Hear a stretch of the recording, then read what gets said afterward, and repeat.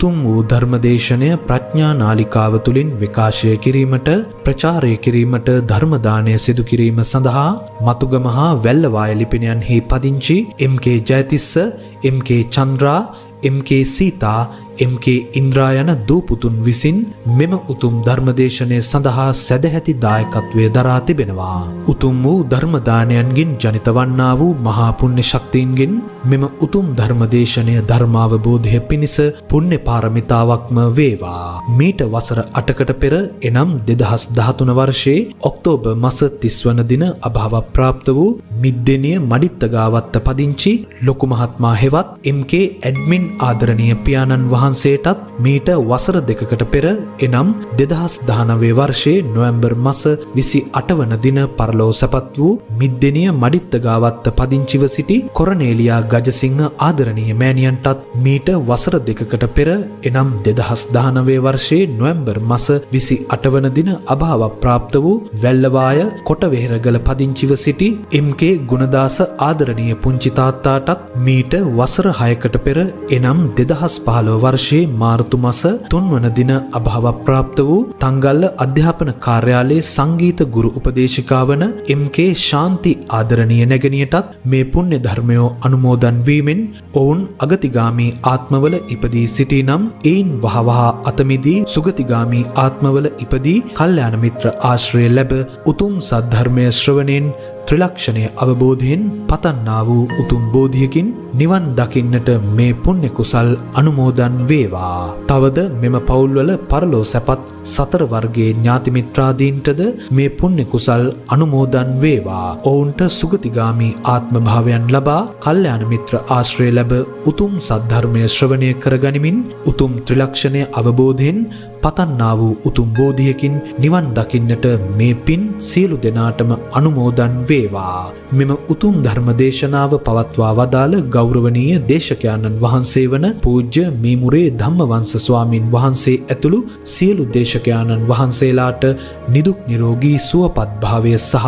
දීර්ඝායුෂ ලැබේවා. තව තවත් මෙවැනි වූ ශාසනික චිරස්ථිතිය උදෙසා වන්දනීය පූජනීය සේවාවන් ඉෂ්ට සිද්ධ කරමින් ධර්මාවබෝධය කරා යන්නට මේ පුණ්‍ය ධර්මයන් උපකාරී වේවා.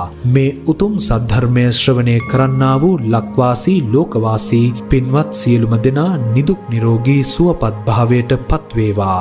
උතුම් නිර්වාණ අවබෝධය ලබා ගැනීමට මෙම ධර්ම දානමය කුසලය මහෝපකාරී වීමට පින් කෙතක් වේවා කියා බලාපොරොත්තු වෙනවා. එසේම වේවා කියා ආශිර්වාද කරනවා. නමෝ තස්සේ භගවතෝ අරහතෝ සම්මා සම්බුද්දස්සේ නමෝ තස්සේ භගවතෝ අරහතෝ සම්මා සම්බුද්දස්සේ නමෝ තස්සේ භගවතෝ අරහතෝ සම්මා සම්බුද්දස්සේ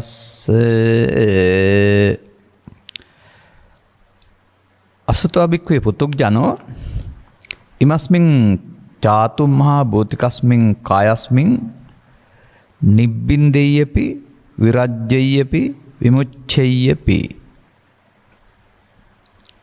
ධර්මානුශාසනාවෙහි සදහැවර අනුග්‍රහක දායකත්වයේ දරන්නා වූ පින්නතුන් ප්‍රමුඛ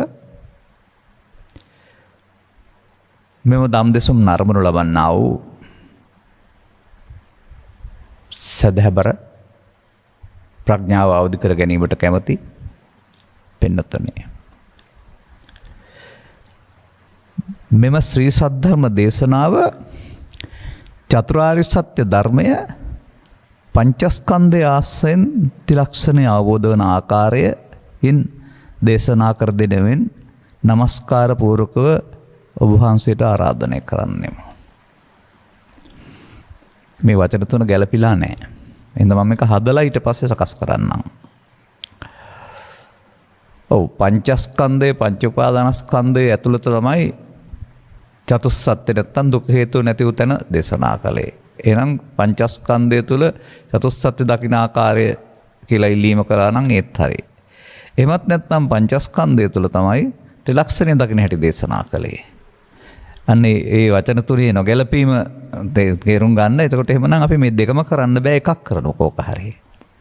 එහෙනම් මම කල්පනා කරනවා මේකට වඩාත් ගැලපෙන්නේ එහෙනම් පංචස්කන්ධය ආශ්‍රයෙන් ත්‍රිලක්ෂණය අවබෝධ කරන ආකාරයෙන් දේශනාවක් කරන්න කියන මේ ඉල්ලීම බාරගත්තයි කියලා. මොකද මේ මෑතදිත් මම චතුස්සත්‍ය පිළිබඳව පැහැදිලි කිරීමක් කළා දතානුපස්සනා පළවෙනි එකේදී. ඒ නිසා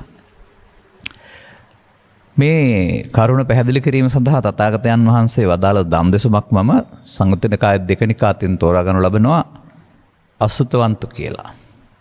මේක සම්පූර්ණයෙන්ම කියවන්න නෙමෙයි බලාපොරොත්තු වෙන්නේ. මේක මේ මුල් කොටස ප්‍රබල සාක්ෂියක් තියෙනවා මේ සමාජයේ වැරදි ආකාරයට ගත් එක වැරදි බව පේනලා දෙන්න. නිසා ඒක පැහැදිලි කරගෙන ඉන් එහාට අපි මේ අහුවෙලා ඉන්න තැන හොයාන අන්න ඒකේ මොකද්ද මේ පංචස්කන්ධේ නිත්සුකාත්මකට ගැනීම පංචස්කන්ධේ අනිදුක්ඛානාත් වශයෙන් බැලීම කියන්නේ කියන එක ලියා ගන්න පුළුවන් අපට. කුමක්ද මේ තථාගතයන් වහන්සේ කරලා තියෙන ප්‍රකාශය? ජේතවනාරාමෙහි අනිපිරිසතුමාගේ ජේතවනාරාමයේ වාසය කරද්දී තමයි මේ දේශනාව කරලා තියෙන්නේ. භික්ෂුන් වහන්සේලා අමතලා කියනවා මේ මහණෙනි මේ අශ්‍රතවත් පෘථග්ජනයාට, ඒ කියන්නේ බහුශ්‍රත භාවයක් නැති අල්පශ්‍රත භාවයක් ඇති, ඒ ගැන හෙව්වේ නැති පෘථග්ජනයාට, බණ කියන පැත්තට යොමුනේ නැති, තේරුම් ගත්තේ නැති ඕන කෙනෙක් අපි තාමත් පෘථග්ජනයි කියලා කියන්නේ. දැනගත්තත් සමහරට අපි තාමත් පෘථග්ජනයි කියලා කියනවා. ඉමස්මින් චාතුම් මහා භූතිකස්මින් කායස්මින් නිබ්බින්දේයපි විරජ්‍යේයපි මුච්චේපි. මේ හතර මහා භූතයන්ගෙන් හැදුන කයෙන් ගැලවෙන්න මිදෙන්න කලකිරෙන්න කැමතිලු. තංකිස්ස හේතු ඇයි? ඒකට හේතුවක් තියෙනවා. දිස්සති භික්කවේ ඉමස්ස චාතුම් මහා භූතික කායස්ස ආවයෝපි අවයෝපි අදානම්පි නික්ඛේපනම්පි. ඔහුට පේනවා මේ ශරීරයේ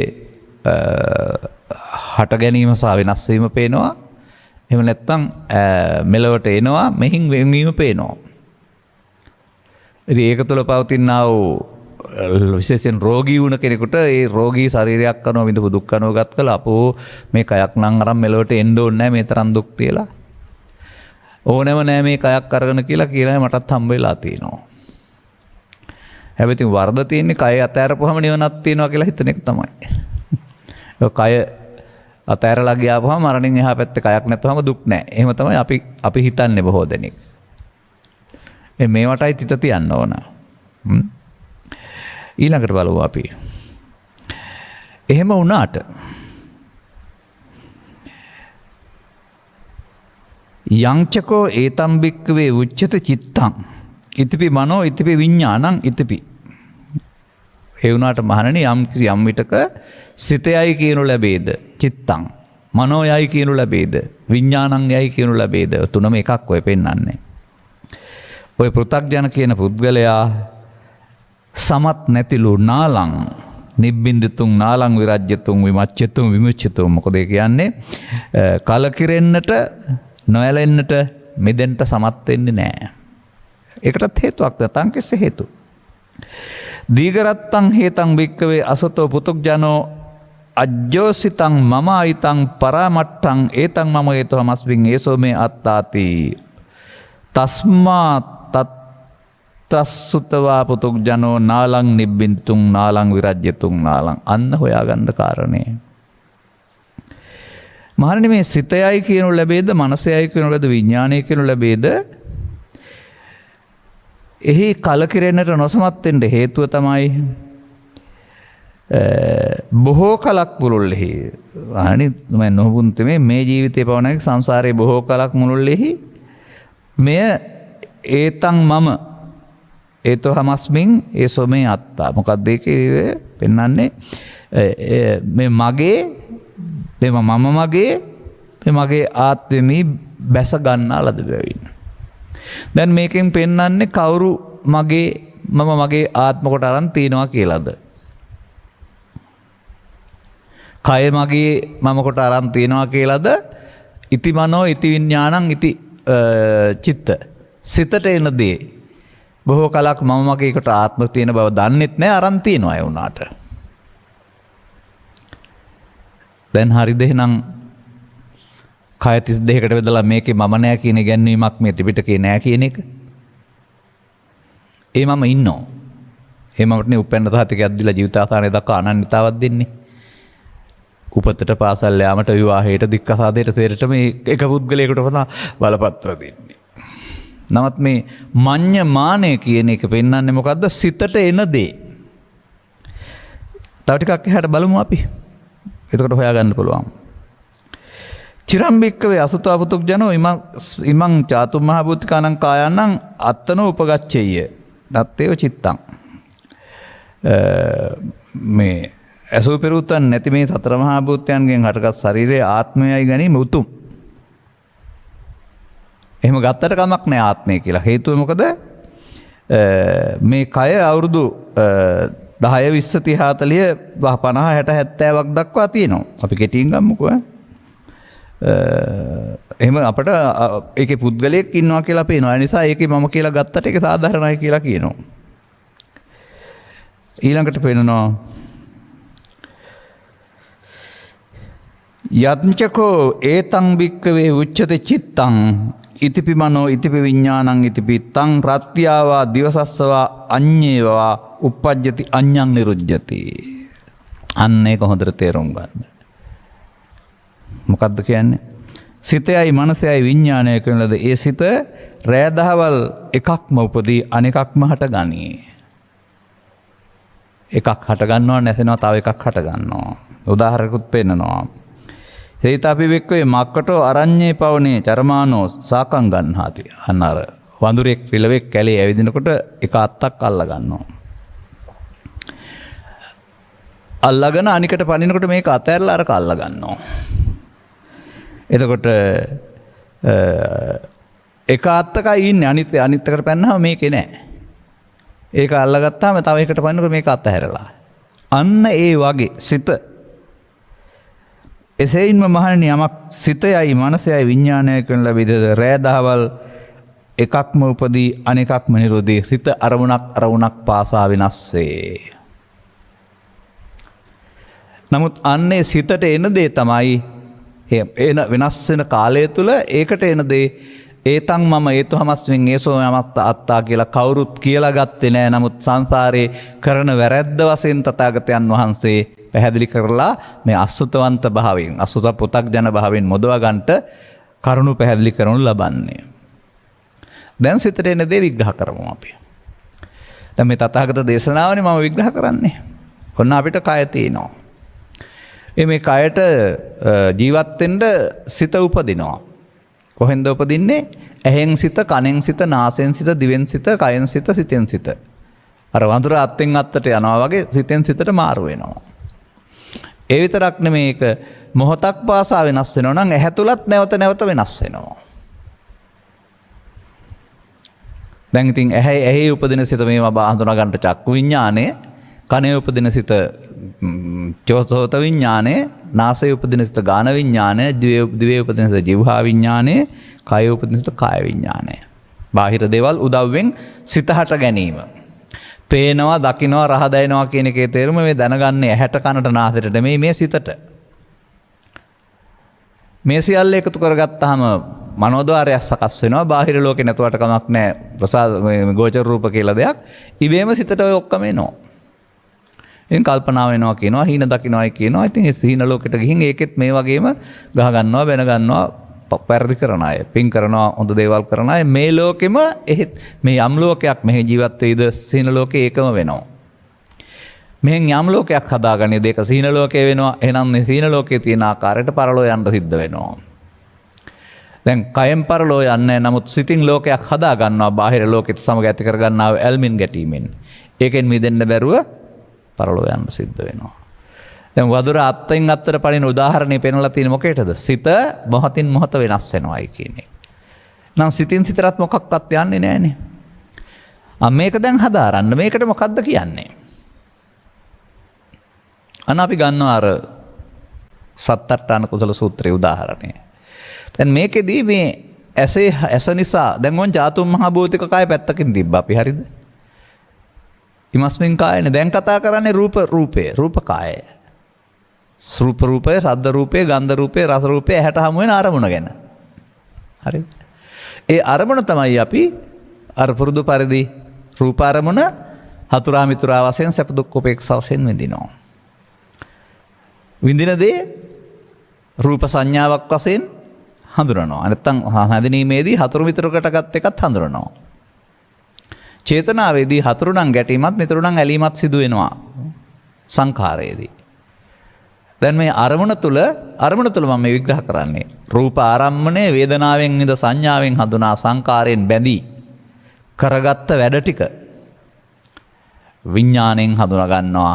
දැන් මේකට කියනවා පංචස්කන්ධය. දැන් පංචස්කන්ධේ කයද? දැන් පංචස්කන්ධේ රූප ශරීරයේද?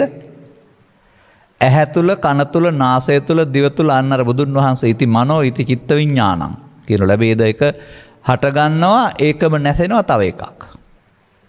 ඒකෙන් කියන්නේ තව එකකට මොකුත් යන්නේ නැහැ කියන එකනේ. දැන් කවුද මේක පුංචි කාලේ ඉඳලා මේක මගේ, මේක මම මගේ, මේක මගේ ආත්ම කියලා ගත්තේ? කවුරුත් ගත්තේ නැහැ. ගත්තේ නැති වුණාට අන්න ඒකට තමයි කියන්නේ ඒකත් එක්කලා ඇති වෙන ඇලීමේදී, ඒකත් එක්කලා ඇති වෙන ගැටීමේදී ඒකට එන දේ මොනවද ඒකට එන්නේ? රූපේදී රූප තණ්හා, ශබ්දේදී ශබ්ද තණ්හා, ගන්ධේදී ගන්ධ තණ්හා, රසේදී රස තණ්හා, පොට්ටබ්බේදී පොට්ටබ්බ තණ්හා. නැතිනම් තව ඊර්ෂ්‍යාව, ක්‍රෝධ, වෛර, ලෝභ, දේශ, මොහ, පාපින. ඒකට එන දේ කෝක එනවද කියන්න බෑ මේ මොහොතට. ඇහෙන් එන්න පුළුවන්, කනෙන් එන්න පුළුවන්, නැත්නම් සිතින් එන්න පුළුවන්. ඒ මොහොතේ මේ විඥාණයට, මේ සයවිද විඥාණයට, චක්කසෝත ගාන ජීවහා කාය මනෝ විඥාන හයක්නේ. හයෙන් එකක්. ඒකට එන දේ මොකක්ද? ඒකට එන දේ රූපේ පේනවා, ශබ්දය ඇහෙනවා, ගන්ධය ඇහෙනවා, රස දැනෙනවා, රසස්පස්ස දැනෙනවා, ලෝභ දේශ මොහ තරහ වෛර උපදිනවා. මට තරහ එනවා, මට දුක හිතෙනවා, මට බය හිතෙනවා, මං කැමති, මං අකමැති. එහෙමනේ කියන්නේ. ඒතන් කියන්නේ එන දෙයට. අසුත පුතග්ජනයා බොහෝ කලක් තිස්සේ මෙන්න මේක අල්ලා ගන්නවා. මඤ්ඤමානෝ. එතකොට කය මමත්වෙන් ගන්නවා කියලා නෙමෙයි පෙන්වන්නේ, ස්කන්ධ පංචකය මමත්වෙන් ගන්නවා. වචනෙන් කියන්නේ නැති උනාට ඇලීමට නමක් මඤ්ඤමානය. මඤ්ඤමානෝකෝ බිකු බද්දෝ මාරස්ස. මමත්වෙන් ගත්තාම මේ රූප වේදනා සංඥා සංකාර ස්කන්ධ පංචකය පංච උපාදානස්කන්ධේ බවට පත් වෙනවා. පංච උපාදානස්කන්ධේ බවට පත් වුණොත් ඒකට හටගෙන නැසුණට නිකන් නැසෙන්න බෑ.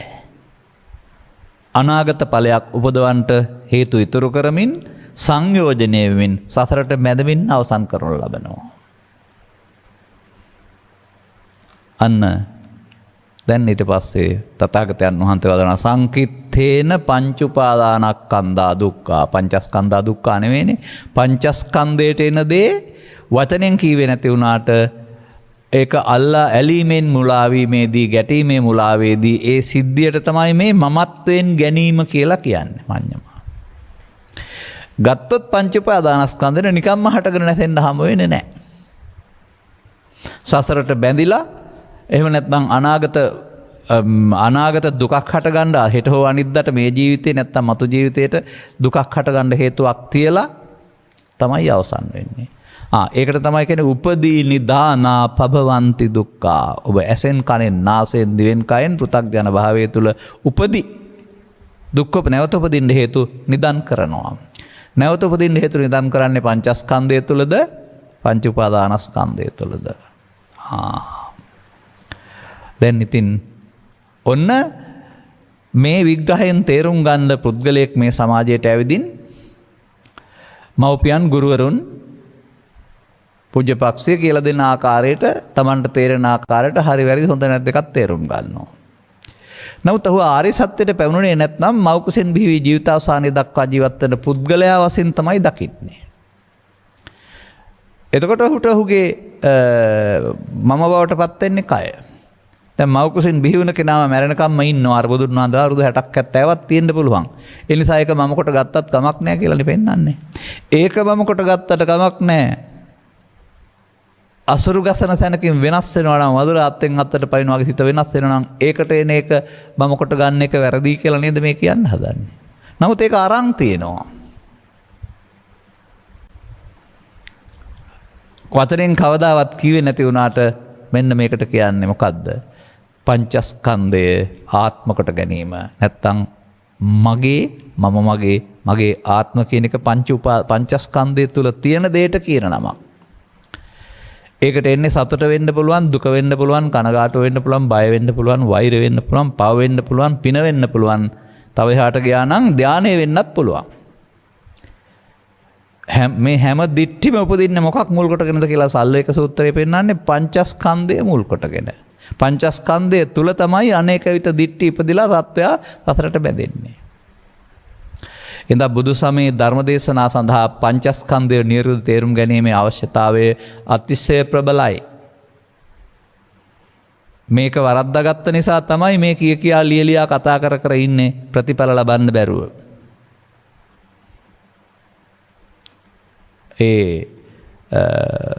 රූප කියන්නේ සතර මහා භූත කියලා, රූප කියන්නේ මේ කය කියලා කියන පඨම සහ ဒုတိ ය අසුත්වාන්ත සූත්‍ර දෙක කියවලා මේ පාලියෙන් තියෙන එක සිංහලෙන් කියවලා තේරුම් ගන්න.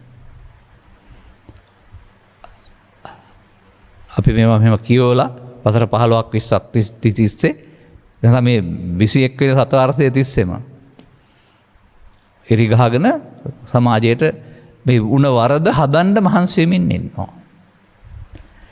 මේක ඔබ තුල බලන්න මේ තථාගත දේශනාව මම පැහැදිලි කරන්නේ. දැන් අන්න ළමා කාලේ අපි මෙලොවට ඇවිදින් මේ ලෝකේ හඳුනා ගන්නවා. බාහිර ලෝකේ මොකක්වත් දැනකට හිටියේ නැති අපිට ප්‍රසාදයන්ට මේ හැඩ වැටෙනවා විතරයි පේන්නේ. ඒවා සෙවණැල්ලක් වශයෙන් පේනවරුණා මේ සුදුද කළුද කියන පාට පෙවුනට පාටවල නම දන්නේ නැහැ. ඒ අම්මද තාත්තද කියන්න දන්නේ නැහැ. අන්න ඒ ප්‍රසාද පහට ගැටෙන දේවල් එකින් එක හඳුනා ගන්න ලෝකේ අරක මොකක්ද අම්මේ අරක මොකක්ද තාත්තේ මේක මොකක්ද අවුරුදු 2ක 3ක 4ක දරුවෙක් එක්කලා ඉන්නකොට උත්තර දීලා ඉවරයක් නැහැ. හොයනවා අර.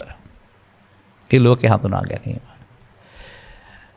මේ සඳහා තථාගතයන් වහන්සේ වදාරන්නේ දැනගත්තත් නැතත් ලෝකේ ඕන කෙනෙක් පහළ හඳුනාගන්නේ ඇසට හම්බ වෙන රූපේ වේදනාවෙන් ඉඳ සංඥාවෙන් හඳුනා සංකාරයෙන් බැඳී විඥාණයෙන් දැනගන්නා පංචස්කන්ධය. අන්න දරුවට ආසන්න මට්ටමින් පංචස්කන්ධ මට්ටමක් තියෙනවා. සසරින් ගෙනාවා වූ අවිද්‍යාව හේතු වෙන නිසා සතහට විදිලා නැහැ.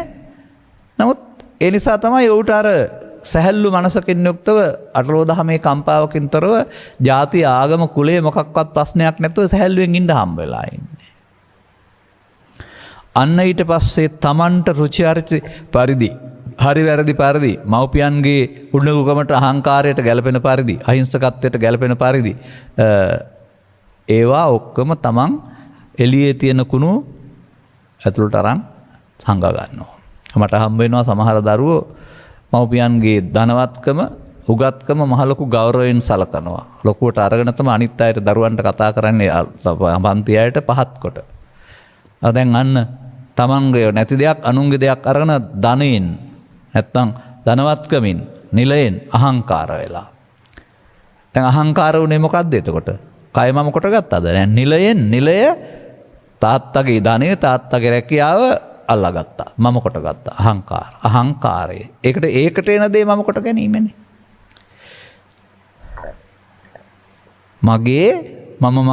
මගේ ආත්ම. එහෙනම් ඔන්න සත්‍යයා මේ ලෝකේ බුදුරු පහළ වෙන තාක්කල් මොකද කරන්නේ? මේ පංචස්කන්ධ ධර්මතාවයේ දන්නේ නැහැ බණ අහන්නේ නැති තාක්කල්. හැබැයි දැනගත්තේ නැතුවට පංචස්කන්ධ ධර්මතාවය තුළට එන හැම දෙයක්ම ඇලීමෙන් මුලාවෙන් ගැටීමෙන් මුලාවෙන් අල්ලා ගන්නවා, ඇලෙනවා, ගැටෙනවා. එතකොට ඔහුට ඒතං මම ඒතෝහං අස්මින් ඒසෝ මේ අත්තා වෙලා ඉවරයි. එතකොට මේක ජීවිතේ පුරා එකක් නෙමෙයි තේරුම් ගන්න. ස්කන්ධ පංචකයෙන් පංචකයට. දැන් ජීවිතේ පුරා එකක් නම් මායයට වැදෙන්නේ එක සැරේයි. නමුත් ඇලෙන කරුණු දහසක් ඇත්නම් දුක් දහසක් කියනකේ තේරුම අරවණෙන් අරවණට එහෙනම් මායයට වැදෙනවා. අන්න දැන් වැදගත් වෙනවා එහෙනම් අපට ජීවිතේ මෞකසින් බිහිවි ජීවිතාවසානයේ මැරීම මුල්කටගත් සංවරය දසවත්තුක සම්මාදිට්ඨියයි ශික්ෂාපද සංවරයයි. ඒ නිසා ඒක අපි හිතේ රට හදලා තිනවා. හැදිච්ච ඇත් ඉන්නවා. ඉතින් අනිත් අය ශික්ෂාපද කීකියා ඉන්නවා. ඉන් එහාට පිරිහෙන වැරුණාම හැදෙන්නේ නැහැ. ඒ කියන්නේ මේ පෘථග්ජන සමාජයට තථාගතයන් වහන්සේ හෙළි කරවා දාලා වූ ආර්ය සත්‍යයේ සුපිරි හික්මීම ගන්න තේරෙන්නේ නැහැ. ඒ නිසා ඔවුන්ට මේ පෘථග්ජන භාවය තියාගෙන ලෝභයේ දේශේ මොහ ඊර්ෂ්‍යාව ක්‍රෝධය වෛරය මානෙ පරිගැනීම් සේරම තියාගෙන ගෙනියන්න පුළුවන් ආගමක් හොයාගන්නවා. අන්න ඒකට කියනවා අනුපුබ්බේන පෘථග්ජනගතෝ හෝති. දැන් ඉතින් මේ කාරණා නිසා මේ සිතරෙන කාරණයන්ගෙන් හොඳ පැත්තේ දැවෙන්නේ නැහැ. නරක හොඳ පැත්ත අහිමි වෙනකොට දුක දැනෙනවා. නරක පැත්ත එනකොට ඉතින් දිවා රාත්‍රී දෙකේ රාගෝච දෝසෝච මෝහෝච ව්‍යාධි ජරාච මරණම් පිච ශෝකමේව පරිදේව දුක්ඛම් පිච දෝමනස්සම් මේ ගිනි වලින් ස්කන්ධ පංචකයට එන එකෙන් දැවෙනවා. දුක් ගින්න මහා ගිනි ජාලයකි. දැවෙනකොට තේරෙනවා. ගැලවෙන්න තේරෙන්නේ නැහැ. ඇයි? තමන් සිතේ හදාගත්ත මමත්වෙන් ගත්ත නිසා නෙගින්න තියෙන්නේ. ආයෙත් කියනවා මම ලෝකේ අදත් ඉදිරියටත් මේ වෙනස්කම් මේ ලාභ අලාභ දැප දුක් නින්දා ප්‍රශංසා අටලෝ දහම තියෙනවා. අපිට නවත්තන්න බෑ. අපි ඒකත් එක්කලා ඇලුනොත් හරි වැරදි කියලා ඊට පස්සේ අපිට ඒකේ පීඩනය ඇති වෙනවා.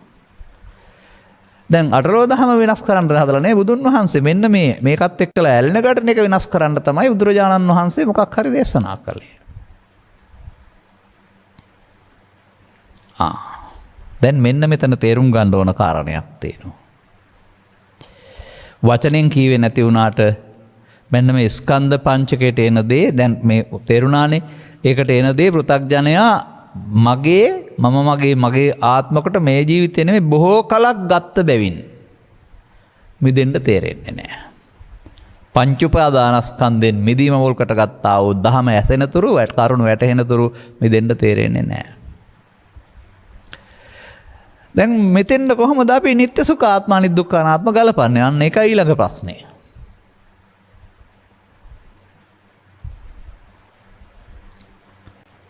අපි බලමු. දැන් අපිට තේරෙනවා එහෙනම් සත්‍යය සසර ඇවිදින්නේ කයක් තුල හෝ කයක් නැතුව මේ පස්දරෙන් ගත්තා වූ අරමුණු නිසා උපදින ස්කන්ධ පංචකෙන් පංචකයට වඳුර අත්ෙන් අත්තට පයින්නවා වගේ මැරෙමින්. මෙතන ස්කන්ධ පංචකය හටගන්න කයේ ශක්තිය උදව් වෙනවා. නමුත් ස්කන්ධ පංචකය හටගන්න බාහිර රූප ඕන නැහැ. මනෝ ලෝකෙදී ස්කන්ධ පංචකය හට ගන්නවා. බාහිර කයක් අතහැරෙනකොට එහෙනම් මරණයටපත් වෙනවා කියන එකේ තේරුම හදාගත්ත මනෝ ලෝකයටපත් වෙනවා. ඒක මෞකුසක නම් කායක් හලදාවි ඕපපාතික ප්‍රතිසන්දයක් නම් ඒකට දුක පාපය මුල් කොට ගත්තා නම් පෙරේතයා කියාවි, පින මුල් කරගත්තා නම් දෙවියෝ කියාවි. සංසුන් පාංචපාදානස්කන්ධය ධානයක් කරගත්තා නම් බ්‍රහ්මයෝ කියාවි. මෙහෙ ජීවත් වෙන්න ගිහින් පංචස්කන්ධය වරදවා ගැනීම තමයි පව තුළ හා පින තුළ හා ධානය තුළ පංච උපාදානස්කන්ධය කියලා කියන්නේ. දැන් බලමු. සත්තා ගච්ඡanti සංසාරෝ ජාති මරණ ගාමිනෝ. සත්‍යයා සසර ඇවිදිනවා යනවා ඉපදෙමින් මැරෙමින්. කවුද යන්නේ? ඔබ යනවාද? ඔබේ කය නෑ. බුම දානය කිරීම ආදාහනය කිරීම යන්නේ නෑනේ. එහෙනම් මොකද්ද? නමුත් කය අතහැරුණාට කය ඇතුවත් නැතුවත් ස්කන්ධ පංචකයට පවතින්න පුළුවන්. දැන් බලමු. අනිත්තේ නිත්‍ය සංඤ්ඤනෝ දුක්ඛේත සුඛ සංඤ්ඤනෝ අනත්තානි අත්තාති අසුභේ සුභ සංඤ්ඤනෝ. මිච්ඡා දිට්ඨිගතා සත්තා චිත්තං කිත්ත විසඤ්ඤනෝ. ස්වභාවයෙන්ම අනිදුක්ඛ අනාත්ම අසුබ දේවල් නිත්‍ය සුඛ ආත්ම වශයෙන් අරගෙන මිත්‍යා දෘෂ්ටිගත වෙලා.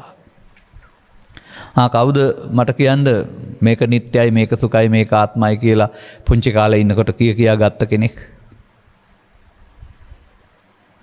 මෙන්න මේකයි මම කියන්නේ මේ මගේ ආත්ම කියන එකට තමයි නිත්‍ය සුඛ ආත්ම කියලා කියන්නේ.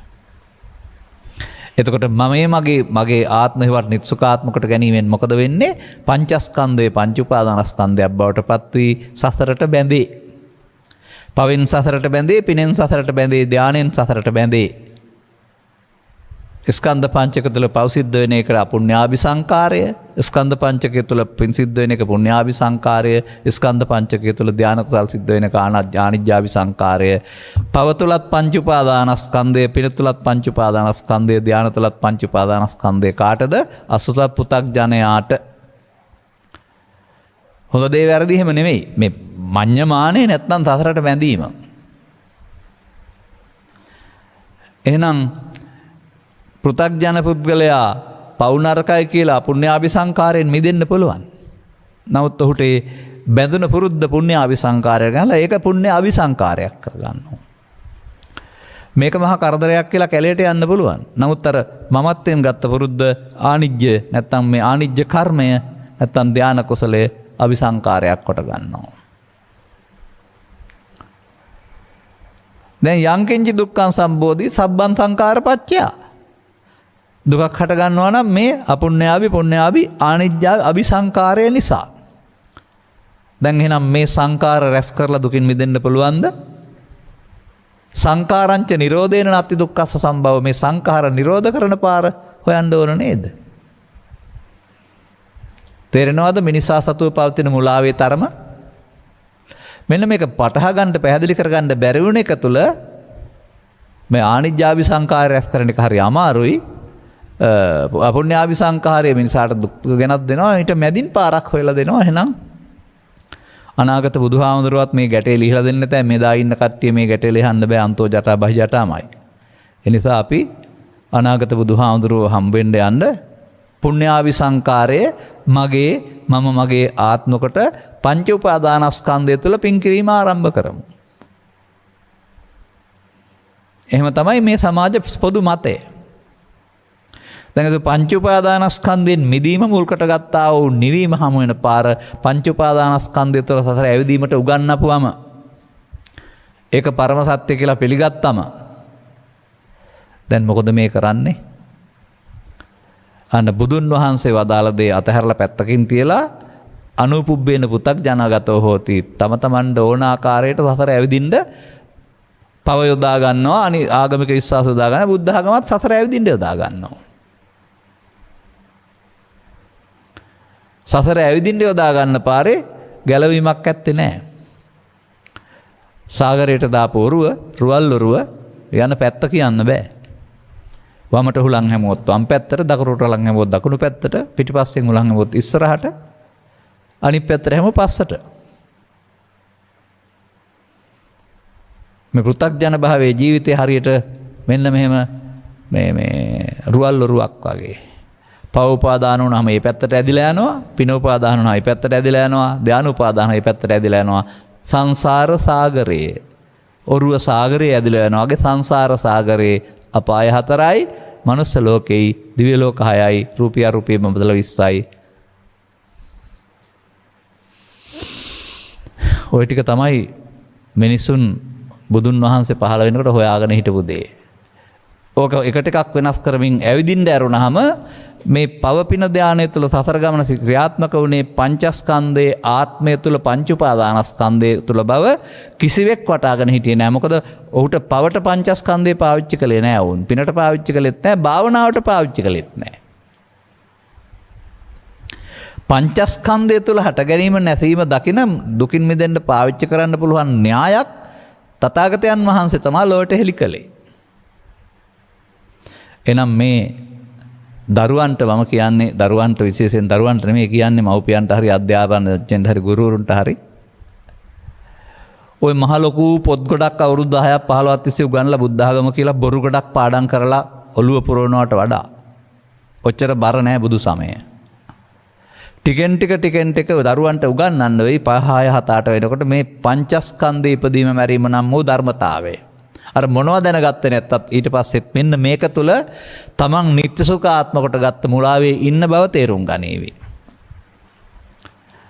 එහෙනම් තව අනුසෝතගාමී පටිපදාවේ දැන් ඉතින් හැඩ වැඩ වෙමින් ඉන්නවා පීනන්ද. සසර සයුරට වැටෙන්න තමයි ලෑස්ති වෙලා ඉන්නේ. ඉඳ මේ නිත්‍ය සුඛාත්ම කොට ගැනීමේ මුලාව තුළ ඊට පස්සේ අධ්‍යාපන රටාව සකස් වෙලා තියෙනවා ලොකු ලොකු තැන් වලට යන්න වැටුප් පැඩි තැන් වලට. එහෙනම් බලන්නේ බර ලැබෙන උගත්කමෙන් ලැබෙන වැටුපත ලැබෙනා වූ සල්ලි වලින් සපවත් ජීවිතය තියෙනවායි කියලා. මේ නිසා සියලුම දෙනා උපදී නිදානා පබවන්ති දුක්ඛ ඔස්සේ ජීවිතේට දුක් සැස් කරමින් යනවා. මොකද අධ්‍යාත්මික ප්‍රතිපදාව අමතක කරලා ලෞකිකයට මුල් තැන දීප නිසා. කවදානම් අධ්‍යාපනඥයින් ගුරුවරුන් මව්පියන් දරුවන් මේ ජීවිතයේ දුකට පත් වෙන එකෙන් මිදෙන්න ඔය අධ්‍යාපනයට බෑ කියලා තේරුම් ගනීද? ඒකෙන් මම මේක අවලංගු කරන්නේ එහෙම නැහැ. ඒ සමාජෙ මෙහෙවරක් කරන්න යායුතුතර යායුතුයි. නැත්නම් ආධ්‍යාත්මික අවබෝධය තුළ මිනිසුන්ගේ ගැටුම් අවම කරන්න පුළුවන්. මේ ගැටුම් ඊට පස්සේ ළමා කාලයේ සිට ක්‍රමක්‍රමයෙන් වැඩිහිටියන් තුළ උගතුන් තුළ බුද්ධිමතුන් තුළ පාර්ලිමේන්තුව දක්වාම ගැටුම් මැරුණාම සමතකරණය නෑනේ. ප්‍රදර්ශනය වෙන්නේ ගැටුම්. ඒ කුමක් තුළද? ඒ ගැටුම් තුළ සැපද තියෙන්නේ. බැහැන ගත්තාම, ගහ ගත්තාම, පලි ගත්තාම, රිදෙව්වහම, කඩපුවම, පොඩි කරපුවහම.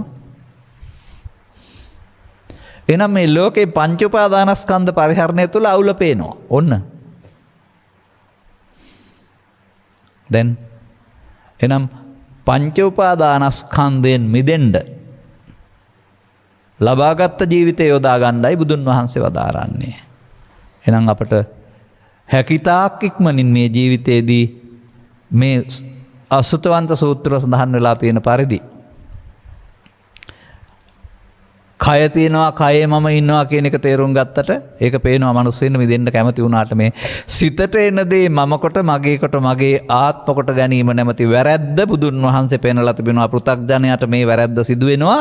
ඒකෙන් මිදෙන පාර හොයාගන්න එක තමයි ආර්ය භාවයටපත් වෙනවායි කියලා කියන්නේ. අපි දැන් බලමු. අන්න දැන් අපේ දර්ශනය මොකක්ද? ඒ මොහොතට එන දේ කෙරෙහි ඇලීම මුලාව, ගැටීම මුලාව. ඒතන් මම ඒතෝ අහං අස්මින් ඒසෝමය අත්තා. මගේ, මම මගේ, මගේ ආත්ම. පංචස්කන්ධය අල්ලගත්තා. දැන් පංචස්කන්ධය අල්ලගත්තාම පංච උපාදානස්කන්ධය වුණා. එතකොට මඤ්ඤමානය වුණා. එහෙනම් ඒක උපාදානය වුණා කියන්නේ සසරට බැඳිලා සංයෝජන වෙලා අවසන් වෙනවා. දැන් මේක නේද නිත්‍ය සුඛාත්ම කියන්නේ. අනිත්‍යේ නිත්‍ය සංඤිනෝ, දුක්ඛේච සුඛ සංඤිනෝ, අනාත්තානි අත්තාති අසුභේ සුභ සංඤිනෝ. අනිදුක්ඛ අනාත්ම වූ පංචස්කන්ධය නිත්‍ය සුඛාත්ම කොට ගෙන සිත වික්ෂිප්ත කරගෙන තේ යෝගයුත්තා මාරස්ස, මාරයාගේ යෝගයට බැඳිලා උපාදානයේ මාරයාගේනේ. දැන් බුදුන් වහන්සේ වදාරන්නේ සත්‍යය නිත්‍ය සුඛාත්ම කොට ගැනීමෙන් සසර ඇවිදිනවා. මොනවද නිත්‍ය සුඛාත්ම? මොනවත් පේන්න නම් අරගෙන නැහැ. එහෙනම් අපාය යන්නේ පව නිත්‍ය සුඛාත්ම හේවත් මගේ මම මගේ ආත්ම නිසා. කාමසුගතිය ඇවිදින්නේ පින නිත්‍ය සුඛාත්ම හේවත් මම මගේ ආත්ම නිසා. බඹලෝ යන්නේ ධානය නිත්‍ය සුඛාත්ම හේවත් මම මගේ ආත්ම නිසා. සත්තා ගච්ඡanti සංසාරෝ ජාති මරණ ගාමිනෝ. වචනෙන් නිත්‍ය සුඛාත්ම කියවේ නෑ. ඒකයි මේක නුවණින් දකින්න ඕනේ කියන එක තේරුම්. දැන් එහෙනම් පෘථග්ජන පුද්ගලයාට කොතරම් බාහිරෙන් අනිත්‍ය දුක්ඛ අනාත්ම පදයක් ඉගෙන ගත්තත් පාඩම් කරගත්තත් මේ පංච උපාදානස්කන්ධයට එන දේ සමග ඇලෙනවා නම් ගැටෙනවා නම් මුලා වෙනවා නම් ඔහුගේ දර්ශනය නිත්‍ය සුඛාත්ම හේවත් මගේ මම මගේ ආත්ම. ඉතින් බොහොම වෙහෙස මහන්සි වෙලා විහාරාරාම ඉදි කරලා පූජා කරලා කටින පින්කම් කරලා බොහොම මන්නට උදව් උපකාර කරලා මෙච්චර ಜಾති කරනවා දුක ඉවර නැහනේ. ඉතින් ඔය සමාජගත දුක නැති කරන්න කවටත් උදව් උපකාර කරන ආගම් ભેදකින් තොරව පංච උපාදානස්කන්ධයේ දුක ඒවෙන් මිදෙනවේ තමන් හදාගත්ත එකක් නේ. කල්පනා කරන්න ඒවා කරපුවාම සියලු දුක් නැතුව යයි කියලා. උපාදානයේ දුක මිදෙන්න උපාදානෙන් මිදෙන්න ඕනේ අරහම් බාහිර දේවල් කළා හරියනවා. දැන් සබ්බේ සංඛාරා අනිච්ඡාති යදා පඤ්ඤාය පස්සතේ. මොනවා සබ්බේ සංඛාරා? වතු පිටිද, ඉඩකඩම්ද, බාහිර වස්තුද, මල්ද? නෑ. ඔය රූප වේදනා සංඥා සංකාර විඥාන කියන ස්කන්ධ පංචකයේ සංකාර ස්කන්ධයට ආපු ඒ මොහොතට ආපු පවණං අපුඤ්ඤ ආවිසංකාරය, පිනනම් පුඤ්ඤ ආවිසංකාරය අනිත්‍ය අභියන්න එපා ඔබ. ඔබට නෑනේ. මේ වදාළ පරිදි මම කොට ගැනීමෙන් මායයට බැඳේ. එහෙනම් අන්න මගේ දර්ශනයේ නිත්සුකාත්ම කියලා තේරෙනවා නම් බැඳෙන්නේ නැති වෙන්න ඒතං මම හේතු හමස්මින් ඒසෝ මේ අත්තා සූත්‍රයේ වෙනුවට නේතං මම හේතු හමස්මින් සූත්‍රේ පාවිච්චි කරන්න ඉගෙන ගන්න වෙනවා. ඒතං මම හේතු හමස්මින් ඒසෝ මේ අත්තා කියලා කවුරුත් කීවේ නැහැ. ඒකනේ මම මේ පැහැදිලි කරන්න උත්සාහ වචනෙන් කියලා නෙමෙයි මේක. මේ අරමුණ සමග ඇලීම මුලාව ගැටීම මුලාවට තමයි පෙන්වන්නේ මමත්වෙන් ගැනීම මඤ්ඤමානය කියලා. දැන් ඉතින් අර සතෙක් මේ ලෝකෙට නිදහසේ උපදිනවට කාලා බීලා ඇවිදලා ඉන්න නිදහස හම්බ වෙනවා. සුනක පැටියෙක් හෝ ගව පැටියෙක් හෝ. දැන් කබයක් දානවා නැත්නම් දංගලක් දානවා. දැන් නිදහස නැති වුණා නේද? පංචස්කන්ධ පරිහරණයෙන් ලෝකේ සැනසෙල්ලේ ජීවත් වීම සඳහා දුන්නා වූ වාග්යමත් අවස්ථාව. පංච උපාදානස්කන්ධය නැමැති දංවල දාගෙන ඔබ සීමා කරගත්තා නේද? දැන් ඇවිදින්න බෑ නිදහසේ. අර ප්‍රජායිතිය තහනම් කරපු කෙනා හංගවන්න පින්තූර වල අඳින්නේ කාටුන් රූපවල ලොකු බර ගෙඩියක කකුල වැඳලා තියෙනවා දංවලකින්. නිදහසේ ඇවිදින්න බෑ. ඔබ නේද මේ ලෝකේ නිදහසේ ජීවත් වීමේ හැකියාව අහිමි කරගෙන තියෙන්නේ. දැන් එහෙනම් අනිදුක්ඛ අනාත්ම නිත්සුකාත්ම හැට පේන එකක් නෙමෙයි. අන ඔබ බලන්නේ කෙස්වල සුදු වෙන එක හැට පේන එකක්. මල් පර වෙන එක හැට පේන එකක් අනිත්‍ය කියලා. යදා පඤ්ඤාය පස්සති. යම් විටක නුවණින් දකින්න ඕන ප්‍රඥාවෙන් දකින්න ඕන එකක් අනිත්‍ය කොහෙද දකින්න ඕන? ස්කන්ධ පංචකයට එන එක තුළ. වෙන බාහිර ලෝකේ බලලා හරියන්නේ නැහැ. සිදුවෙන අනිත්‍යක් නෙමෙයි මේක එහෙමනම් බලන්න ඕන එකක්. ඇයි බලන්න වෙලා තියෙන්නේ? අනන්ත සංසාරේ හැම එකක් එක්කලම ඇලිලා ගැටිලා මුලා වෙලා කොක්කක් දාගෙන සතර හදන පාරේම ආපු බැවින්. දැන් ඉතින් ඔය කරුණු මේ ත්‍රිපිටක සූත්‍ර දේශනා ආශ්‍රයෙන් පෙරපරපුර පරිස්සම් කරපු නිසා සිංහලට පරිවර්තනය කරලා නිසා අඩුපාඩු තිබුණත් අපි ඉපදිලා පාඩම් කරලා හොයාගෙන ඔබට කියනවා. දිව්‍ය ලෝකේ හරි බ්‍රහ්ම ලෝකේ හරි පුස්තකාලයක් තියෙනවද පොත් අගින් කියවලා බලලා මතු කරගන්න. දැන් අපිට මෙලොවට එනකොට මේවා මතක නැහැ. අලුතෙන්නේ සසර පුරුද්දක් තිබුණත් හොයාගත්තේ කියවලා බලලා. නම් මැරිලා දෙවියෝ දිව්‍ය ලෝකේ ගියාපම යාටත් එහෙනම් මතකේ තියෙන්න බෑනේ. ආයේ මතකේ අලුත් කරගන්න. එහෙමනම් භික්ෂුන් වහන්සේලාගේ පරපුරක් වගේ දිව්‍ය පරපුරක් ඉන්න ඕන බුදුදහම පරිස්සම් කරන හිත්. එහෙම නැත්නම් පුස්තකාලයක් තියෙන්න ඕන අපේ වගේ පොත්ගුලක්. මේ මිනිස්සුන්ගේ මානසිකත්වයේ මොනතරම් මන්ද බුද්ධිකද? මේ ලබාගත් ජීවිතයේ බුදුන් වහන්සේ වදාරනවා මනුස්ස පටිලාභෝච සද්ධම්මසද දේශනා. මිනිසාට මෙන්න මේක තේරුම් ගන්න ඇසක් කනක් නාසයක් තියෙනවා සදහම් ඇහෙනවා. ඇහුනහම තමන් අතින් තේරුණහම දැන් වැරද්ද සිදුවෙන එක අනුසෝතගාමී ප්‍රතිපදාව නිවැරදි කරගන්න පටන් ගන්න වෙනවා පටිසෝතගාමී වෙන්න. තේරුම් ගත්ත පුද්ගලයාට නේද පුළුවන්? එහෙනම් ඉතින් ඔය යම් යම් මට මේ සමාජයේ යනකොට ඇවිදිනකොට හම්බ වෙනවා. දිව්‍ය ලෝකෙ ගිහින් පින් කරන්න හරි නිවන් දකින්න හරි පාරමිතා දියුණු කරන්න හරි යන්න ඉන්න අය. එන එක අස් කරගන්න එහෙනම්. පිනෙන් පරලෝ ගියොත් සෝවන් වෙලා පරලෝ ගියොත් ඒ පින ගෙවෙනතුරු එතන ඉන්න පුළුවන්. වෙන මොකක්ද දියුණු කරන්න බෑ. සෝවන් වෙලා ගියේ නැත්නම් එහෙනම් පින ගෙවෙනතුරු ඉන්න පුළුවන්. දැන් සරණාගතයා. සරණාගතයා මොකද වෙන්නේ? හදිස්සියේ ගම් වතුරක් ගලනවා නැත්නම් නායමක් වෙනවා කියනවා මල්ලට දාගත්ත ටික අරන් පනිනවා. වෙන මොකවත් උරුම නැහැනේ. දැන් ඒ ටික වෙන කවුරුත් ආධාර දෙන්න කෙනෙක් නැත්නම් ඒ ටික කාලා යනකොට ඉවරයි. ඒ නිසා මේ ඕපපාතික ප්‍රතිසන්දි කියන්නේ කාමසුගතියේ අමුතුවෙන් පින් රැස් කරන්න පුළුවන් තැනක් නෙමෙයි. කළ පින ගෙවන තැනක්. ගෙවුනහම චුත වෙන්න සිද්ධ වෙනවා. ඒක පෘථග්ජන භාවයට අපාය යනවට වඩා හොඳ වුණාට මේ මෙතනින් ගියාම මේ යන්න පුළුවන්. නමුත් මව්කුසකට එන්න බලපත්‍ර දෙයිද? ඔබට ඕන විදිහට පුළුවන් දෙන්න. මතක තියාගන්න. ඉස්සර නම් ඉතින් මව්කුසවල් ඕන තරම් තිබුණා. එක පවුලේ 6 දෙනා 7 දෙනා 8 දෙනා පාලනකෙන් තොරව එන්න හදනවා. දරුවෝ බාර ගන්න. දැන් එහෙම නෙමෙයි. ඒකට බැරියර් දාලා තියෙන සීමා පවනලා. විහිදම් වැඩිකම සහ වැඩ වැඩිකම නිසා කාරණා තුල 1යි 2යි 3යි. මගේ මුතුන් මිත්තන්ගේ පවුලේ 10යි මගේ පවුලේ 5යි ඊට පස්සේ 4යි 3යි 2යි චීන දිහා නම් 1යි.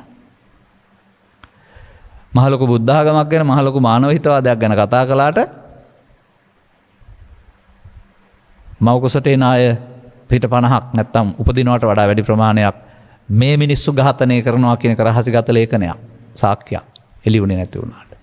එතකොට මේ පින්ද කරන්නේ. ඒ මානව හිතවාදයේද මෙලොවට එන්න පුද්ගලයා මොකද කරන්නේ අර මරණවනේ. ඔබ නොමැරි ඇවිදින් ඉන්නවා. තව සැරයක් එන්න ආපුවම මැරුවොත් හම්බ වෙනවද මෙහාට?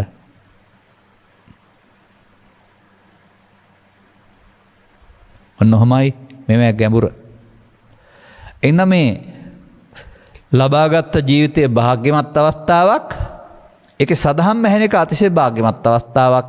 ඒක නොසලකා හැරියොත් ඒ කණං නාදි ගච්ඡanti මේ ෂණය දුෂ්ටක්ෂණ අටෙන් විදී ලැබෙන ෂණ සම්පත්තිය සැත් ගැන සැලකිලිමත් උනේ නැත්නම් සසරටම වැටේ. පංච උපාදානස්කන්ධයෙන් තමන් එක් රැස් කරකට පවට පිනට ධානයට අනුව මනුස්ස ලෝක අතහැර දමා මනුස්ස ලෝකෙටම ඉන්න පුළුවන් වෙයි. නැත්නම් සසරටම ආ යුතුයි.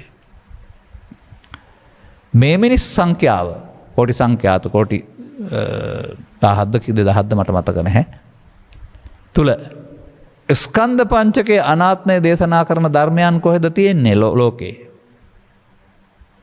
බුදුදහම තුලවත් සම්පූර්ණයෙන්ම තියෙනවද? ඔය මහායාන හීනයාන මුල් කරගත් බෙදීම් වල ආයෙත් ඒක බුදුන් අදහන පුද පූජා පවත්වන එකක් බවට පත් වෙලා ලෝකේ පුරා තියෙනවා ඇරුණාම මේ ධර්මතාවය කොතනද එළි වෙන්නේ? ඒ නිසා සමස්ත ලෝකේම මම දන්න ආකාරයට නම් බුද්ධං වන්දසි ධම්මං වන්දසි සංඝං වන්දති වලට සීමා වෙලා සරණං ගච්ඡාමි අනාගත බුදුහාමුදුරන්ගේ ශාසනයට තියලා. ධර්මයෙන් හදන්න පුළුවන් රට කවදාවත් මේක පාවිච්චි කරන තුරු හැදෙන්නේ නැහැ. මොකද ධර්මයේ පාවිච්චි කරන්නේ නැහනේ. ඒ නිසා ඉතින් පව්පින් දෙක විශ්වාසය තුළ නීතිය තුළින් තමයි හදන්න වෙලා තිබෙන්නේ. නමුත් මේක තේරුම් ගත්ත පුද්ගලයාට වෙනවා අවංක වෙන්න. එතකොට ඔහුට ওই නීතිය ඕන නැහැ. ඔය පව්පින් විපාක විශ්වාසයත් ඕන. ඊට වඩා සුපිරි සංවරයක් තියෙනවා ඔහු ළඟ. දැන් තේරෙනවද එහෙනම් මේ සත්‍ය සතර ඇවිදින්නේ ආත්ම දෘෂ්ටිය තුළ. ආත්මිකේ ආත්මයක් තියෙනවා කියන දෘෂ්ටි කරලා නෙමෙයි මේ ස්කන්ධ පංචකයට එන දේ ආත්මකට ගැනීමේ දෘෂ්ටිය තුළ සසර හැදෙන්නේ. දැන් එහෙනම් ඒ සසර හදමින් ආපු පාරේ ඔන්න සසරෙන් මිදෙන පාර අපට හමු වෙනවා. දැන් අපට අවස්ථා හමු වෙනවා. මොහොතක් පාසාම. අන්න අපට මේ හදාගත්ත කාරණා ප්‍රසාදයන්ට ගැටෙනකොට චිත්ත අතුලත තිබිලා උපදිනවා. උපන්න අකුසල්, ලෝභය, ද්වේෂය, මෝහය, ඊර්ෂ්‍යාව, ක්‍රෝධය, වෛරය ඒ අපි හදාගත්ත දුක අපි විඳින්නේ. මේකට එකතු වෙලා පවත්තන්න ගියොත් මේක අනාගත ඵලයක් උපදින හේතුවක් බවට ආයෙත් චිත්තාභ්‍යන්තරගත වෙනවා. අර ආපු හැඟීම බාරගත්තාම ඔන්න මගේ වුණා, මම වුණා, මගේ මාත්.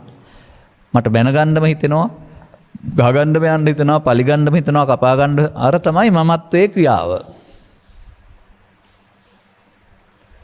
ඔබට මේක පාලනය කරන්න ලේසිද? බලවත් කරගත්ත තරමට. දරුවෙක් ටික බලවත් කරගත්තයි කියමුකෝ මේක.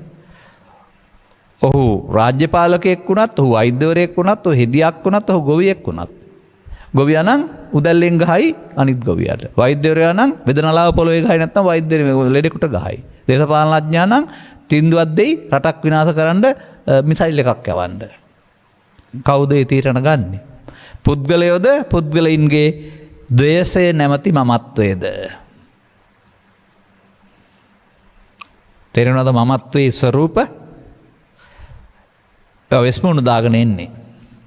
ලෝභය, දේශය, මෝහය, ඊර්ෂ්‍යාව, ක්‍රෝධය, වෛරය මමත්වයේ එක එක වෙස්මුණු.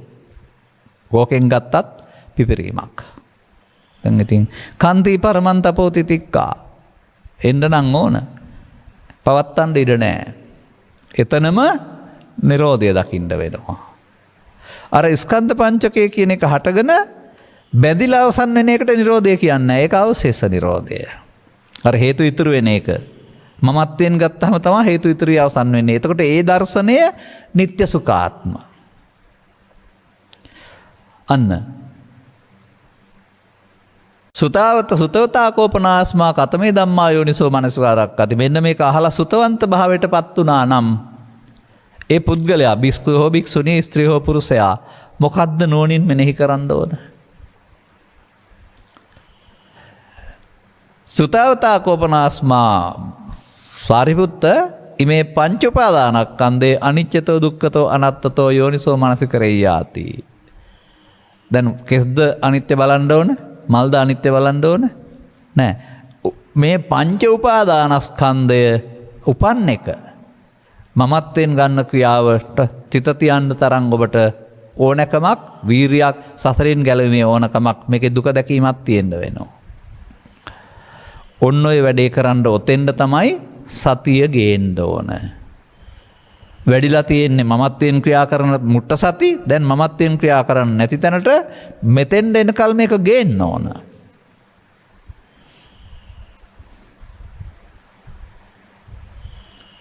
අන්න පළමුව දෙවෙනුව මෙතෙන්ට මේක හුරු කරන්න තමයි අමාරු. මොකද 100,000 ලක්ෂ සංඛාත වාරක් පමාද විහාරීව ගත කරපු බැවින් අපමාද විහාරී පළවෙනි පියවර ඉතා අමාරුයි. පළවෙනි ලක්ෂ හොයන්න හරි අමාරුයි කියනවනේ. ඊට පස්සේ ලේසි කියලා කියනවනේ. දෙක කරන්න 10 15 20 කෝටිපති වන්න ලේසි. නමුත් පළවෙනි එක හරි අමාරුවෙන් හොයන්න ඕන. ආරම්භත හරි අමාරුයි. දැන් එහෙමනම් ඔබ දුකටපත් වෙන්නේ බාහිර ලෝකේ අරලෝ දහම් නිසාද? ඒවත් එක්කලා ඇලිලා ගැටිලා චිත්තාභ්‍යන්තරේ උපදින්න ලෝභයක්, දේශයක්, මෝහයක් උපදින්න ලෝභ දේශ මොහ හේතු නිදන් කරලා තියෙන නිසාද? දැන් ලෝභ රැස්වීම, දේශ රැස්වීම, මෝහ රැස්වීම දුකයි. ඔන්න බුදුදහමේ දුක. ලෝභක්කේ, දේශක්කේ, මෝහක්කේ නිබ්බානං. මෙන්න මේ අනිදුක්ඛානාත් වශයෙන් බැලීමේදී මොකද වෙන්න ඕනේ? ලෝභයේ, දේශේ, මෝහයේ සේ වෙන්න වෙනවා. කෙස්සල අනිත්‍ය වැළුවට ලෝභ දේශ මොහ සේ වෙනවද? මල් පරවෙන අනිත්‍ය වැළුවට ලෝභ දේශ මොහ සේ වෙනවද? නැහැ. මෙන්න මේ ස්කන්ධ පංචකේ ලෝභ දේශ මොහ සේ වෙන හැටි බලන එක තමයි අනිදුක්ඛානාත්ම වශයෙන් බැලීම කියන්නේ. අමඤ්ඤමානය නේතං මම නේතෝ හමසන්නමේසෝ අත්තා. එහෙම නැත්නම් කර්මක්ෂය වීම. මේක හටගත්ත දේ අනාගතයට බැඳෙන්නේ නැතුව අවසන් කරන්න පුළුවන්. අනාගතයට බැඳිලා අවසන් කරන්න පුළුවන්. මේක තමයි මිනිස්සුන්ගේ සිතේ සිදුවෙන් පවතින කරුණ. බුදුරජාණන් වහන්සේ පහළ වෙන තුරු මිනිස්සු පවපින ඔස්සේ අනාගතයට බැඳෙමින් අවසන් කරන අවශේෂ නිරෝධ ප්‍රතිපදාවේ යමින් හිටියා. එබැවින් පව තුලත් පින තුලත් ධානය තුලත් සමස්ත පෘථග්ජන ලෝකයා පමාද විහාරී. පමාදෝ මච්චනෝ පදන්නේ හරි ඉතින්. අපමාදෝ මත පදං. ස්කන්ධ පංචකය තුළ බුදුරජාණන් වහන්සේ වදාලා අප්‍රමාදය සසර දුකින් මිදීමට මම සරණ කරගනිමි. ඔන්න තෙරුවන් සරණේ ගැඹුරු අර්ථය.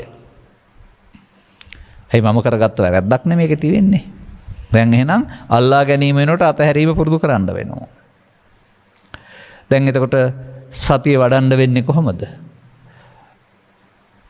ආනාපාන සතියෙන් පටන් ගත්තත් කවන්නේ, ඉරියාපතෙන් පටන් ගත්තත් කවන්නේ. ඒකට මේ සතිය කියන්නේ. ඒ සිද්ධිය දැනෙන ස්වභාවයට. දැනෙන ස්වභාවය ඔතනින් පටන් ගන්නත් ඕනේ, මෙතන ගන්නත් පුළුවන්. පටන් ගත්තා නම් මෙතෙන්ට ගේන්නත් ඕනේ. හොඩිපතේ ඉන්නේ නැතුව, හොඩියේ ඉන්නේ නැතුව. දැන් ස්කන්ධ පංචකේ උපදිනකොට දැනෙන්න ඕන. දැන් ලෝභය, දේශය, මෝහය, රාගය උපදින බව. පවත්තන්න හොඳ නැති බව දැනෙන්න ඕනේ. නවත්තන්න ඕනේ. අන්න සතිය එලියක් වෙනවා කියන්නේ අන්න ඒකයි. ඒ මොහොතට වෙන්න යන දේ පේන්න ඕන. සමහර අය මට කියනවා කලක් තිස්සේ ධර්ම දේශනා ශ්‍රවණය කළා. අර හිතේ හංගන තියෙනවා එනවලු. එනකොට hina යනවා, එතනින් ඉවරයිලු ආය. මොකද? කායට වචන දෙන්න බෑ. මොකද? වැරද්ද සසරට බැඳෙන බව තේරෙනවා, බයයි. එයාට යන්න වෙනවා. මෙන්න මේ හටගන්න ස්කන්ධ පංචකයේ අනාගත හේතු ඉතුරු නොකර අවසන් වෙනවට තමයි අනිත්‍ය කියලා කියන්නේ. අනිදුක්ඛානාත් වශයෙන් බලනවා කියන එකේ තේරුම ඒකයි. නමුත් හටගත්ත දේ ඇලිලා කැටලා අවසන් වෙනකොට ඔහු නිත්‍ය සුඛාත්ම. ස්කන්ධ පංචකය තුළ අනිත්‍ය සහ නිත්‍ය දැක්කද? මෙතෙන් එනකල් මේ ධර්ම ශ්‍රවණය කරලා මේ බුද්ධිය දියුණු කරගන්න ඕනනේ. අපි 2013 මාධ්‍ය වලට ඇවිදින් ඉල්ලන මාධ්‍ය ඔස්සේ මොකක් නිසාද මේක මේ කියන්නේ? වැරදිලා තියෙන බව තේරලා නිසා මේ ත්‍රිපිටකයේ මේක තියෙන නිසා සමාජගත කරන්න හොයන මිනිස්සුන්ට.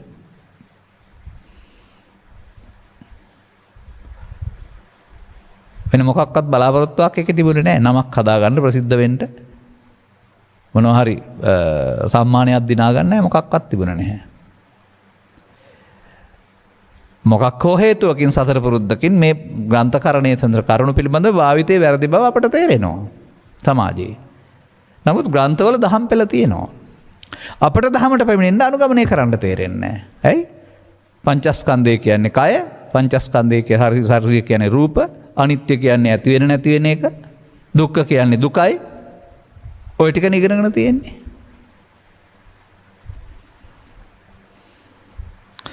දැන් මොකද්ද මේ අනිදුක්ඛ අනාත්ම වශයෙන් බලනකොට වෙන්නේ? කෙලෙස් නැසෙනවා. කෙලෙස් නැසකට සෝවාන් ආදී මාර්ගඵල පිළිවෙලින් නිවීම කරා යනවා. එතකොට දුක්ඛ දහම් දුකද? එතකොට අනිත්‍ය නිසා දුකද වෙන්නේ? අනිත්‍ය නිසා දුකින් මිදෙනවා. හැබැයි නිට්ටය නම් දුකයි. නිත්‍ය සුඛාත්මකට ගෙනින් දුකටපත් වෙනවා. ලොකුම වැරද්ද තමයි යද නිච්ඡන් තන් දුක්ඛං තන් දුක්ඛං සදනත්තා කියන එක. සිංහලට යමක් අනිත්‍ය නම් ඒක දුකක්, දුක නම් ඒක අනාත්මයක් කියලා අර යමක් මගේ නොවේද ඒ මම නොවේ එනම් මගේ ආත්මය නොවේ. ඒක තමයි අනිදුක්ඛ අනාත්ම. මගේ කොට ගන්න දෙයක් නැති බව අනිච්ච, මම කොට ගන්න දෙයක් නැති බව දුක්ඛ, කිසිවක් නැති බව දුක්ඛ. එහෙනම් ඒකේ ආත්ම ගැනීමක් නැහැ නේ අනාත්ම. අන්න ඒක එහෙනම් මට තේරෙන්නේ නැහැ. මට තේරෙන්නේ මොකද්ද? උපාදානයේ දුකයි. උපාදානෙන් මිදීමෙන් දුක නැති වෙයි. උපාදාන වෙන්නේ මොකක් නිසාද? නිත්‍ය සුඛාත්මකට ගැනීමෙන්. අනිත්‍ය නිසා දුකයිද එතකොට? මට නම් පේන්නේ නිත්‍ය සුඛාත්ම නිසා දුකයි. අනිදුක්ඛානාත්ම වැලීමේදී දුකෙන් මිදේ. 100 සිට 10 දක්වා 20 දක්වාවත් මේ සදහම් හොයන භික්ෂු භික්ෂුණී උපාසක උපාසිකා සිවණ පිරිස අතර මේ දර්ශනය මාර්ග කරගන්න ඕන නේද? ඔබට සියුම් නුවණක් ඕන නේද? දැන් අන්න ඊට පස්සේ මේ එදිනදා ජීවිතේ යහපත්ව ගත කරන්න පුළුවන්. චිත්තාභ්‍යන්තරයෙන් මේ කාරණේන බව ගුරුවරයා දන්නේ නැහැ, ස්වාමියා දන්නේ නැහැ, ආයතනයේ ප්‍රධානියා දන්නේ නැහැ. රියදුරා වස්සලනකට තමන්ගේ එන හැඟීම පාලනය කරගන්න මගියන් දන්නේ නැහැ.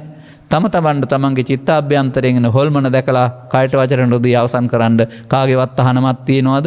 කවුරුත් දන්නවද භාවනා කරන බව? විදර්ශනා ලෝභක්ඛය දේසක්ඛය මොහක්ඛය සඳහා ස්කන්ධ පංචකය අනිදුක්ඛ අනාත්ම වශයෙන් භාවිතා කිරීමේ භාවනා මධ්‍යස්ථානය යන ඕන තැනකට අරන් ගිය හැකි. නින්ද හැරුණට ඕනම තැනක පාවිච්චි කර හැකි. සතිය වැඩෙන තරමට පාවිච්චි කරන්න පුළුවන්කමක් තියෙනවා. දැන් අන්න මේ පංච උපාදානස්කන්ධයේ අනිත්‍ය තේරුම් යාමම සෝවාන් වීම. දැන් සෝවාන් සකෘදාගාමි අනාගාමී අරිහත් අන්න අනිදුක්ඛ අනාත්ම වශයෙන් බැලීමේදී සිදුවෙන දේ. තවත් සූත්‍රයක තියෙනවා. ඒ කියන්නේ කෙලස් නැසෙන්න ඕනනේ අනිදුක්ඛ අනාත්ම වශයෙන් බැලීමේදී. කෙස් අනිත්‍යයි ලොම් අනිත්‍යයි කියලා බැලුවට වතු පිටි අනිත්‍යයි කියලා බැලුවට කෙලස් නැසෙනවද? නෑ. ඒවා හඳුනා ගන්න ස්කන්ධ පංචකය අනාගත ඵලයක් උපදින්න හේතු ඉතුරු නොකර අවසන් වීම අනිත්‍යයි. අල්ලා නොගැනීමෙන් ස්කන්ධ පංචකේ උපාදාන නොවීම යාම අනිත්‍යයි, උපදාන වීම යාම නිත්‍ය සුඛ ආත්මයි. බලන්න එන්න පුළුවන්ද කියලා මෙතෙන්ද? ටිකෙන් ටික තේරුම් ගනිමින් එන්නේ. දැන් මේ කාරණය අහන්න හම්බ වෙන පුද්ගලයන්ගේ අතර කල්යාණ මිත්‍ර සේවනය, කරුණු තේරුම් ගැනීම සද්ධර්ම ශ්‍රවණය, ඊට පස්සේ තමයි ඔබට අදාළ පාරට වැටෙන්න පුළුවන් වුණ තියෙන්නේ යෝනිසෝ මනසිකාර්ය ධම්මාන ධම්ම ප්‍රතිපදාවට සෝතාපට්ටි අංගනනේ. මාර්ගය ගන්න වෙනවා දැන්. මේක තමයි මාර්ගය. නිත්සුකාත්මකට ගැනීම මාර්ගය නෙමෙයි, අනිදුක්ඛ අනාත්ම වශයෙන් ගැනීම මාර්ගය. එහෙනම් කෙලවර ඵලය හම්බ වෙයි. මාර්ග ඵල. ඵලයට ධර්මය කියනවා. සෝවාන් ආදී මාර්ගඵල වලින් ප්‍රත්‍යක්ෂ කටයුතු නිර්වාණයට ධර්මය කියනවා. ඔබට ධර්මය හම්බ වෙයි. ස්කන්ධ පංචකය අනිදුක්ඛ අනාත්ම බලනකොට ඔබ ධර්මයට යයි. ආගතන් ඉමං සද්දම්මන්ති ධර්මයට පැමිණෙයි. ධර්මයට පැමිණෙන මග විවර කරගෙන ඔබ සත්පුරුෂයෙක් බවට පත්වී මේ ලෝකේ පවතින දුක්ගිනි නිවා ගන්නට කොටස්කරුවෙක් බවට පත්වෙන්නට මෙම කරුණු පැහැදිලි කිරීම ආපාදක කොට ගන්නා ලෙස මතක් කරමින් තවදුරටත් අධ්‍යයනය කරමින් තමන්ගේ අවබෝධය බවට පත් කරගන්නා ලෙස මතක් කරමින් ධර්මානුශාසනාව මෙපමණකින් අවසන් කරනු ලබනවා. මෙම උතුම් ධර්ම දේශනය සඳහා සැදෙහි දායකත්වය දරන ලබන්නේ මතුගම හා වැල්ලවාය පදිංචි MK. Jayatissa, MK. Chandra, MK. Sita, MK. Indra යන දූ දරුවන් විසින්. මෙම උතුම් ධර්ම දේශනාව ධර්මාවබෝධය පිණිස පුණ්‍ය පාරමිතාවක්ම වේවා. මීට වසර 8කට පෙර එනම් 2013 ඔක්තෝබර් මාස 30 වන දින අභාප්තාප්ත වුණා වූ මිද්දනියේ මඩිත්තගාවත්ත පදිංචි ලොකු මහත්මා හෙවත් එම්.කේ. ඇඩ්මින් ආදරණීය පියාණන්ටත් ඔය වහන්සේ කියන එක පාවිච්චි කරන්න එපා. බුදුන් වහන්සේ කියන ගෞරවාර්ථය අරුණාම පියතුමන් කිව්වහම ඇති මීට වසර 2කට පෙර එනම් 2019 නොවැම්බර් මාස 28 වෙනි දින පරලෝ සැපත් වූ මිද්දනිය මඩිත්තාගාවත්ත පදිංචි සිටි කොරනේලියා ගජසිංහ ආදරණීය මෑණියන්ටත් මීට වසර 2කට පෙර 2019 නොවැම්බර් 28 වෙනි දින අභාප්තාප්තු වැල්ලවායේ කොටවෙහෙරගල පදිංචි සිටි එම්.කේ. ගුණදාස ආදරණීය පුංචි තාත්තාටත් මීට වසර 6කට පෙර නම් 2015 මාර්තු 3 වෙනි දින වාප්‍රාප්ත වූ තංගල්ලා අධ්‍යාපන කාර්යාලයේ සංගීත ගුරු උපදේශිකා වන එම්.කේ. ශාන්ති ආදරණීය නැගණියටත් මේ පුණ්‍ය ධර්මයන් අවශ්‍ය නම් අනුමෝදන් වීමෙන් ඔවුන්ගේ අගතිගාමී ආත්මවල ඉපදී නම් මහා සුගතිගාමී ආත්මවල ඉපදී කල්යාණ මිත්‍ර සේවනයේ ආශ්‍රය ලැබ සුගතිගාමී කොහොමදත් මිනිසත් බවම ලැබෙන්න ඕන ලැබ උතුම් සද්ධර්ම ශ්‍රවණයෙන් ත්‍රිලක්ෂණයේ අවබෝධයෙන් පවත්නා වූ පතන්නා උතුම් බෝධියකින් නිවන් මඟ හෙළි කරගන්නට මෙම පුණ්‍යානුමෝදනාව හේතු වාසනා වේවා කියලා ප්‍රාර්ථනා කරනවා. තවද මේ පවුල්වල මිය පරලෝසපත් සතර වර්ගයේ ඥාතිත මිත්‍රාදීන්ටද පුණ්‍ය කුසල අනුමෝදන් වේවා. සුගතිගාමී ආත්ම භවයන් ලබා කල්යාණ මිත්‍රසෝනේ ලැබ උතුම් සද්ධර්ම ශ්‍රවණය කරගනිමින් උතුම් ත්‍රිලක්ෂණ අවබෝධයෙන් පතන්නා අවබෝධයකින් උතුම් නිවන් දකින්නට මේ පින් හේතු වාසනා වේවා කියලා ප්‍රාර්ථනා කරනවා. මේ උතුම් ධර්ම දේශනාව පවත්වා දාලා ගෞරවනීය දේශක ස්වාමින් වහන්සේටත් ඇතුළු සියලු දේශකින් වහන්සේලාට නිදුක් නිරෝගී සුවපත් භාවයේ දීර්ඝායුෂ ලැබේවා. තවත් මෙවැනි ශාසනික චිරස්ථිරසා වන්දනීය පූජනීය සේවාවන් ඉෂ්ට කරමින් ධර්මාවබෝධය කරා යන්නට මේ පුණ්‍ය ධර්මයන් උපකාරී වේවා. මෙම උතුම් සද්ධර්ම ශ්‍රවණය කරන්නා වූ ලක්වාසී ලෝකවාසී පින්තුන් සියලු දෙනා නිදුක් නිරෝගී සුවපත් භාවය ලබත්වා උතුම් නිර්වාණ අවබෝධය ලබා ගැනීමට මෙම ධර්ම දානමය පුණ්‍ය කර්මය වගේම අවබෝධය මහෝපකාරී වේවා. දායකත්වයෙන් ධර්මයෙන් කටයුතු කළා වූ මේ හිතින් නම් සඳහන් ඔබ හැම දිනාටමත් මේ අනිකුත් සියලු සිතුම් පැතුම් සඵල වේ වගේම ඔබ හැම දිනාටමත් ධම්මැස පෑදී අනුගමනීය ප්‍රතිපදාවක් තුළ නිවන සැනසෙන ජීවිතයක සැනසීම උරුම කරගන්නට මෙම ධර්ම දානමය පුණ්‍ය කර්මය ආනිසංසයක් උපකාරයක් අවබෝධයක් වේවායි ඔබද ප්‍රාර්ථනා කරගන්න. සබ්බීතියෝ වජ්ජන්තු සබ්බ රෝගෝ විනස්සතු මාතේ බවත් අන්තරායෝ සුඛී දීඝායුකෝ බව හැම දිනාටම තෙරුවන් සරණයි. මෝහක්ඛයෝ නිබ්බානං